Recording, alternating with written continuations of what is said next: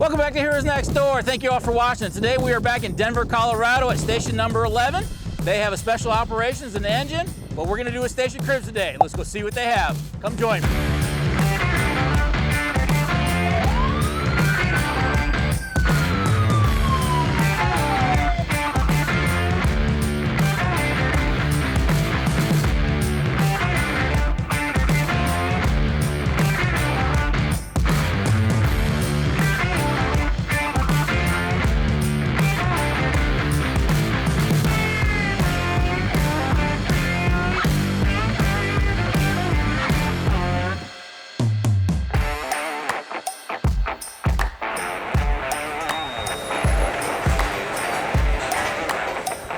We're meeting up with Sean, one of the firefighters here at Station 11. Sir. Thank you for inviting us in. Yeah, thanks for coming. So we were working with one of your PIOs, Greg, and he kind of sent us down here today. I know we kind of caught you by surprise by showing up, but that's okay. He told us that this has a significant history. You guys, this station's been here quite a long time in Denver, is that correct? Yes, sir. It was built in 1936. It's the second oldest in the city. You guys said that you went to threes yesterday. Yeah. So that's the oldest firehouse. We got the second oldest firehouse. Okay. In the city. And this one actually has fire poles. The other one was only like 400 square feet. Yeah, that's a little bit smaller of a firehouse. We have 4 fire poles that you guys will get a chance to see. Okay. But yeah, that's part of the fun is our dorm is up top and we got our rigs down here. All right. What do you have as far as rigs here? You have a special operations rig also? Yes, sir. So we have Engine 11, which is the company that I'm on, and then Rescue 1. And Rescue 1's part of our Special Operations Division, and they are one of 2 rescues in the city. Okay. Rescue 2 is up in the Stapleton area. And the rescue is basically called for anything technical. So all of our fires, they go on trench rescues, like rope rescues, collapse, swift water, they're our dive team. Wow. They're also a part of the hazmat team as well. Okay. So that's our truck company, but That's awesome. That's awesome. And obviously we're in the city, so you're getting the background noise of everybody working in the city and doing stuff like that. So hopefully the viewers caught a lot of that. We got some good video or some audio on that. So do you mind taking us through your station? Sure, absolutely. So 3 bays in the station, as you guys saw. Again, the engine's always in the middle, rescue's on the right. And I can take you guys through if we just want to walk past this. So you can see our first fire pole here. Yeah, right in the middle. That comes right from the dorms? Yes, sir. Okay. All 4 of them do. We grease the poles up every day to make sure that they're smooth and ready to go. Right. And then, so every rig in the city, we staff 4 on. Okay. So we have four firefighters, 2 firefighters, a lieutenant, or a captain, and then the engineer driving. Okay. So you're very specifically assigned to a seat? Yes, sir. Okay. Yeah. So I'm the junior on the engine. So. All right. So how do you score your gear rack? You guys have gear racks? Yep. So this is all the rescue side. Okay. And they have all their gear. Like I said, they have all their tech suits. They have spare scubas and all sorts of ropes and everything like that. Right. So, yep. West side of the station is all rescue oriented. East side of the station is all engine oriented. Okay. So do you guys, even though it's separated on this side, do you guys sleep together? Or do you guys, yes. You know, how does all? Yeah. So we have a little, we call it the Rialto, directly above us. Okay. It's just like, that's where there's like a TV up there and a couple of couches. Okay. But the dorm is basically just one giant dorm. Okay. And we all have our own beds. We separate as much as we can. Right, right. But the nice thing about this firehouse is there's no individual rooms, so there's not really any place to hide, which makes it really good because we can all be together. Usually we'll hang out down here in the kitchen. Okay. And it allows us to really get to know each other. We're not just hanging out on our phones. So you're not just doing the job, but you're learning, what you like, what you don't like, your family, what's going on, all those kind of things. It's more to it than just the job because here, it feels like we're all in it together. We're all just a big family, and we can't go anywhere and hide out in our own room. Okay. So. Okay. All right, so back here, is this where your mechanics room basically is, or is this just? Oh, so they've got their kind of workbench. We have a workbench too that I'll show you. All right. For the whole firehouse with a bunch of tools and everything. So this is your second pole. So Yep. you got one up front, one in the back. Yep. And then obviously our engine here. What's your engine? It's a, what year? It's a 2019 Pierce Velocity. Okay. Yeah. So is your company, I noticed that everything's going Pierce. Is your whole company Pierce? I think every rig in the city is a Pierce now. All right. When you got something good, you stick with it. Yeah, yeah. If it ain't broke, don't fix Right. it. So back here is, there's limited space for a gym. This is kind of what we have for exercise equipment, but it gets the job done.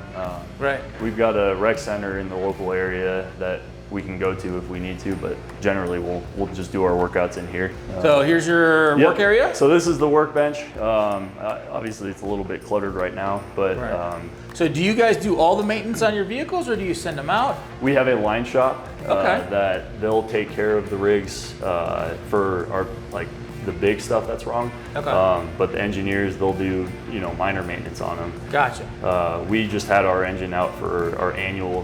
They do an annual inspection. We just got it back from the line shop, so they'll do the major stuff on the engine. So they're part of the fire company. It's not a third-party service. Correct. Okay. So they're part of our tech services division. Okay.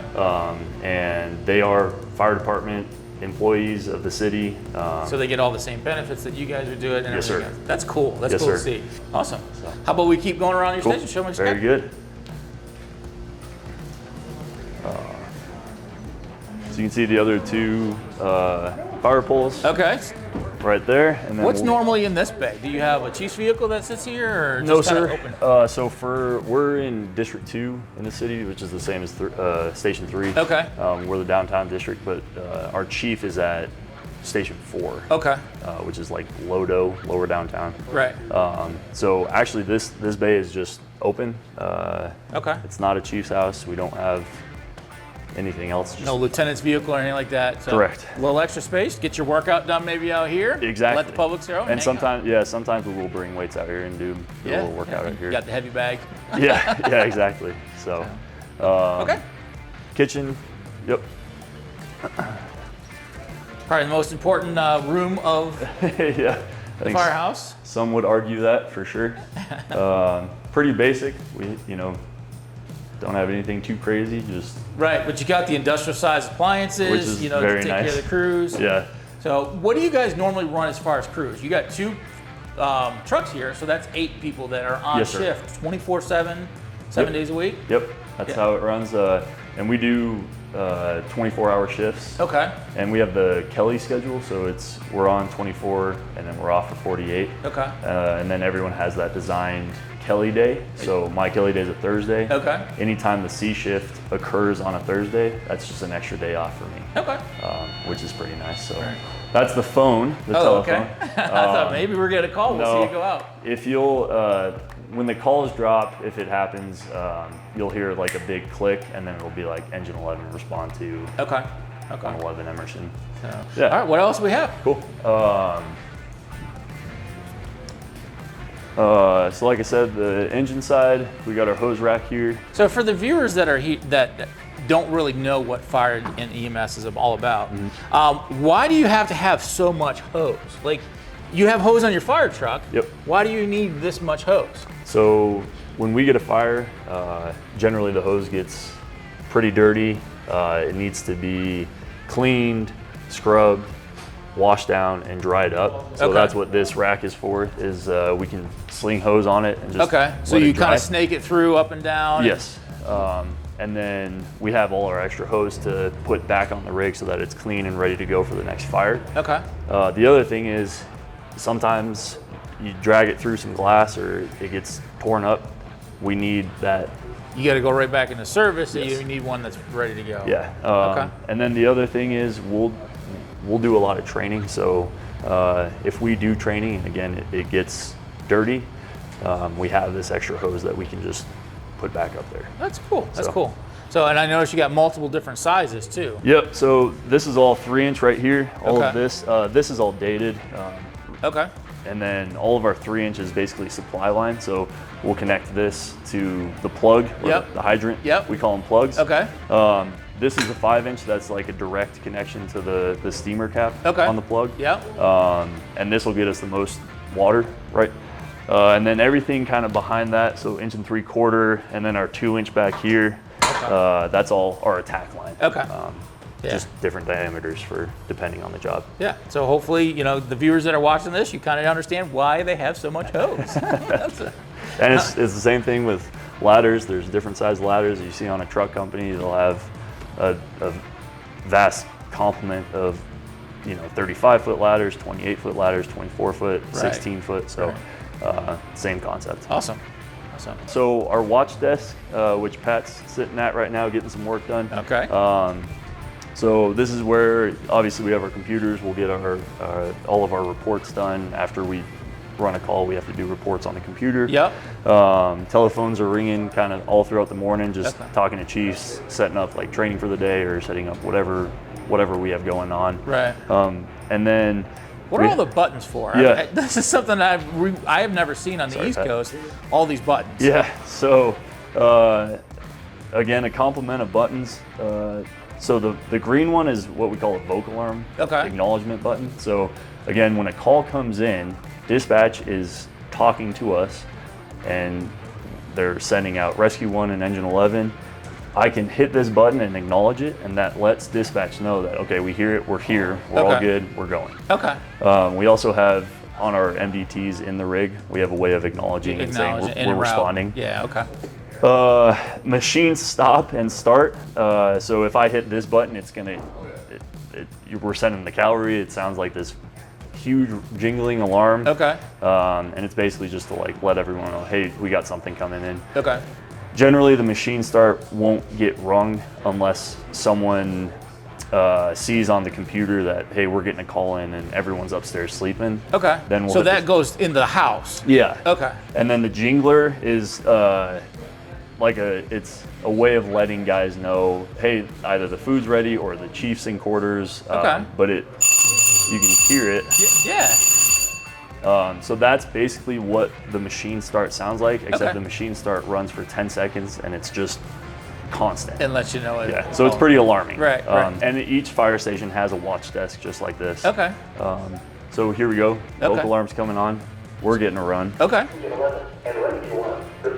So I'll just acknowledge it. We're going on an accident on the highway. And then I guess we'll be right back. All right, we'll step outside, let you guys do your work. We'll see you when you get back. All right, sounds good. Awesome.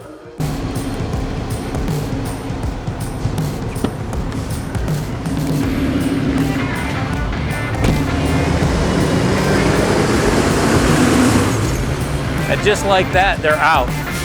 By the time they got the call, within 1.5 to 2 minutes, they're out the door. That's engine 11 and rescue heading out.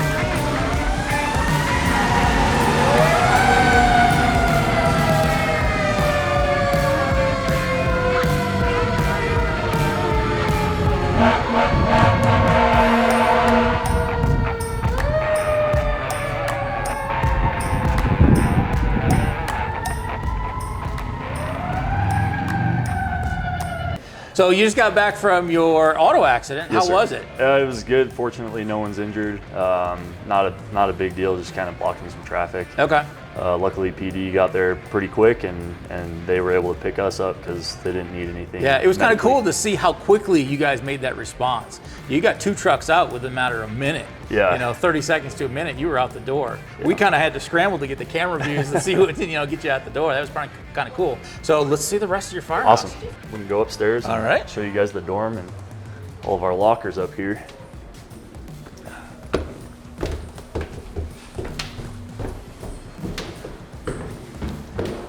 So upstairs, this is the dorm I was talking about. Oh, wow. This thing's huge. So again, another unique part of the station. Not every firehouse has the fire poles. This is what I was talking about with everyone's in one dorm.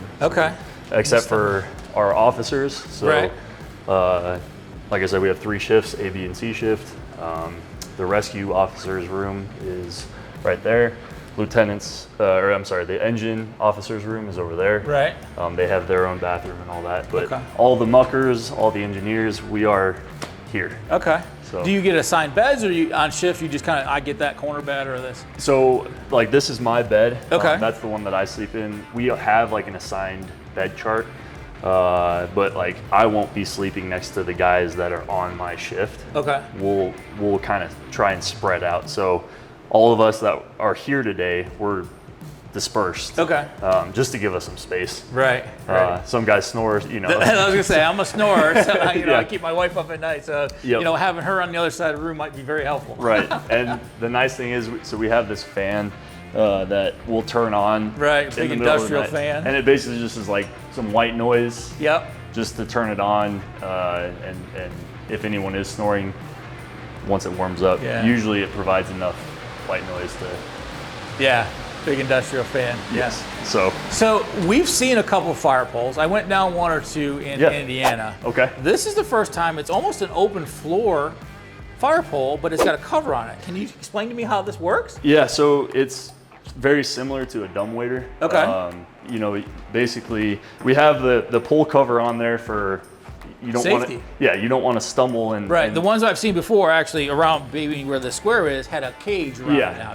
So, one of my favorite parts of the station is being able to use, if a call drops and we get called out for a group for a fire, we want to get down there as quick as possible. Yeah. So basically just pull this down, Okay. cover stands up, and then you just And go. Dude, that's absolutely awesome. And this just drops right back down. So in that period, it just automatically topped that back off. Dude, that was awesome. I figured I'd go down and Yeah, just- yeah, that was awesome. So it automatically kind of went back down once you were down. Yeah. And usually, it'll slam back down. So if we go out on the call as the engine, the rescue guys, they hear it go on, the lights will come on. Right. But it'll slam back down, but that's again for safety, just like I said, kind of like a dumbwaiter Right. type system. Yeah, and it's literally right next to your bed. So Yeah. you're so always the first on the truck, I assume? I try to be. Right. I wish I was that fast, but not always. Like I Right, said, my senior guy's pretty Now quick. up here, you kind of decorated it as a typical firehouse too. You got a lot of citations and awards on the wall. You got some of your old trucks. Do you mind walking us through some of these things? Sure. So I'm personally not on any of these citations. I'm not that special. You'll get there. Well, maybe. But with our firehouse, we have just a long-standing tradition. Engine 11's been in service since 1903. Okay. And then the rescue, I can't remember what year they got put in service, but with them going on all their tech calls, they do a lot of important stuff. So they're getting unit Right. citations. But like I said, just a long list of. So are these citations from your department itself, or from different stations that you worked with? From this, like we get citations from the mayor, or Okay. So my understanding of it is like our captain or someone else's lieutenant or captain will write a unit citation depending on a call. Right. So the rescue, they rescued two parties trapped in a fire on the second floor last November, I believe it was, and they are getting written a unit citation, but Awesome. but not by Lieutenant Gonzalez, their boss. It's getting written by another lieutenant on the Okay. job. Okay. And it's basically, I think, all just recommendation based. They try and be as specific about why there's a citation being written and why it was important, the job that they did. Right. And I noticed, you got some of your older trucks. Yeah. You went from red to gold now too. yeah, and it was, I think we've always had white rigs, white trucks and engines. Okay. But it was like the late 90s that we changed from the red stripe to gold. Okay. But yeah, and so like kind of all the engine stuff on that side, Okay. and then rescue Rescue's company. on that side. Yeah, so they've been through various iterations of the rescue as well. Right. So as I'm walking across, I hear the creaks and stuff of the old wood floors. It reminds me of the basketball courts. Yeah. You know, and it's almost the size of a good basketball court. Yeah, all the original. So this is similar to Station 3. It's a historic site, so it's a historic building, and the city of Denver wants to keep everything original or as original as possible. Right. So these are the original floors, all the original poles, you know, with upgrades over time. Sure. Depending on what needs to be done, but yeah, it's pretty awesome. They have to keep everything as is. You know, just panning around, this is an absolutely phenomenal room. This is the first time we've seen a bunk this large. Oh, really? Yeah. We've seen some little ones. We recently did one, and you know they had the dividers in between, like the old emergency. Yeah. You know, with Johnny and Roy. Yeah. You know, but this is kind of cool. Yeah. You know, I can definitely understand that you guys become more of a family, rather than separate into your own individual bunks. You really can't hide from here. Yeah, it's huge for us, and it's huge for me being a new firefighter. Like I said, the oyster on the job. It's kind of teaching me like what it actually means to be a firefighter here, and teaching me real true values of the job. And you know, I'm not just tucked away with my own thoughts. You know, I'm learning from the guys that I'm working with, and they're passing on a lot of good experience, and a lot of that's because, you know, we are down there at the kitchen table or behind the rigs just talking and learning. That brings us back to that old saying: all the problems are solved at that kitchen table. At the kitchen table, yes, sir. What other rooms do we have up here? So I'll show you guys we call it the Rialto. We try and be fancy. Okay.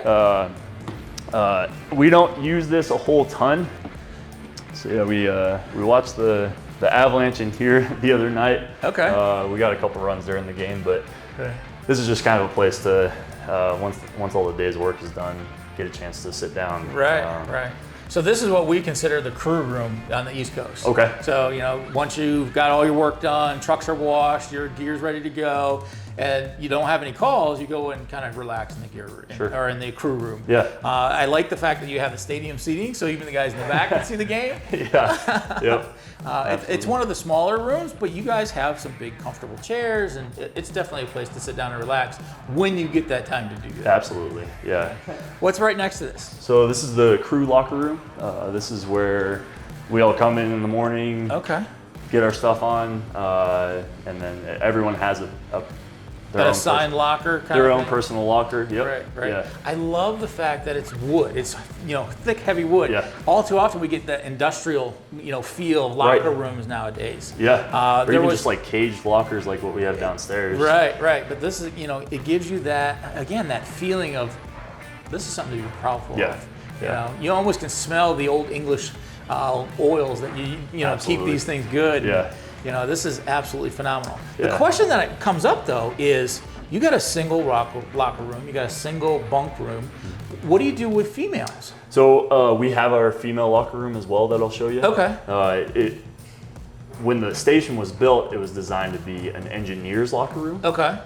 So there's 3 lockers in there, and so we have Kelly. She's on the A shift.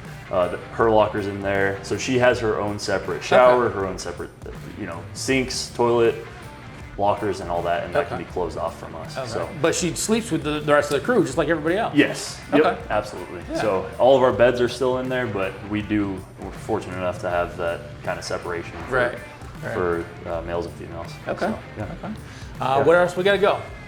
We can go right through here. Okay. So this is the main head.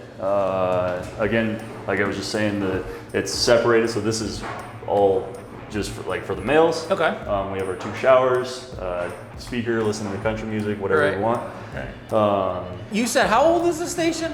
1936. Looking at the cleanliness of this bathroom, you know, you got a bunch of guys. You'll say 8 guys working. This bathroom is phenomenally clean for how old it is. It almost feels brand new, just retro. Right. But it's not. This is. Yeah. We have a lot of station pride, job pride. We make sure that everything's cleaned every morning. You know, we clean the rigs. We clean the rig is what takes priority. So, but once we have all that done, every single day. We clean all the bathrooms, the officer's bathroom, everything gets mopped down, swept, everything. Yeah. So we have an immense amount of pride across the city, and you know, this is our firehouse, but it's really the city's firehouse. So, and that goes to our viewers that, you know, firemen take pride in this equipment that's given to you, whether it's like you said, the fire trucks or the house. It's gonna last. It's gonna last a long time. You know, we always talk about during station rigs, you get an engine that lasts 20 years. Yeah. No one personally drives a car for 20 years for that much, Right. unless they restored it. Right. You know, they're always replacing it. But you guys, you know, keep engines involved. You keep your house in order because it's where you live, but it's also a gift from the community. Yes. So the community that's watching this, you have to understand that they are good stewards of the finance that you guys are giving them.